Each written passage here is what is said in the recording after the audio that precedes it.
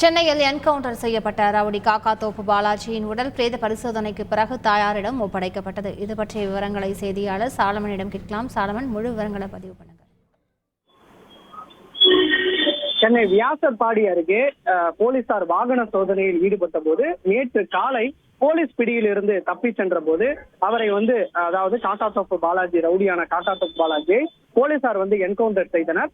குறிப்பாக அவர் மீது பல்வேறு வழக்குகள் நிலுவையில் உள்ளது. அதாவது 5 கொலை வழக்குகள் உட்பட 59 வழக்குகள் நிலுவையில் உள்ள நிலையில அவர் போலீசார் பிடியில் இருந்து கஞ்சா மற்றும் ஆயுதங்கள் மூலமாக தப்பிச் செல்லும் போது போலீசார் அவரை வழிமறித்த போது போலீசாரை நோக்கி துப்பாக்கி சூடு நடத்தியதால் அவர் தற்காப்புக்காக என்கவுண்டர் செய்யப்பட்டதாக போலீசார் தரப்புல தெரிவிக்கப்பட்டது. என்கவுண்டர் செய்யப்பட்ட காக்காத்தோப்பு பாலாஜியின் உடலானது நேற்று சென்னை ராயப்பேட்டை அரசு மருத்துவமனையில் பிரேத பரிசோதனைக்காக கொண்டு வரப்பட்டது. குறிப்பாக இந்த என்கவுண்டர் செய்யப்பட்ட உடல் என்பதால் உடனடியாக ஆர்டிஓ என்கொயரிக்கு உத்தரவிடப்பட்டது. அதன் அடிப்படையில ஆர்டிஓ இப்ராஹிம் என்பவர் சம்பவ இடத்திற்கு காக்காத்தோப்பு பாலாஜியின் உடலை ஆய்வு செய்து அதன் பின்பாக அவரது உறவினரிடம் விசாரணை நடத்தி அவரை வாக்குமூலத்தை பதிவு செய்தார். இது முழுவதுமாக வீடியோ பதிவு செய்யப்பட்டது.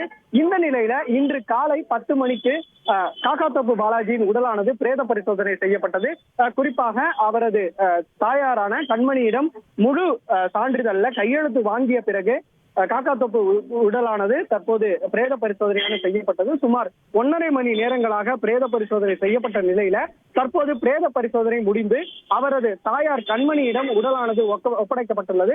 ஒப்படைக்கப்பட்ட அவரது உடலானது கோயம்பேட்டில் உள்ள அவரது சகோதரர் வீட்டுல இறுதி சடங்கிற்காக வைக்க உள்ளது. அதன் பின்பாக சென்னை மூலக்கோட்டத்தில் உள்ள சுடுகாட்டுல அவரது உடலானது புதைக்கப்பட இருப்பதாக போலீசார் தரப்புல தகவல் தெரிவிக்கப்பட்டுள்ளது.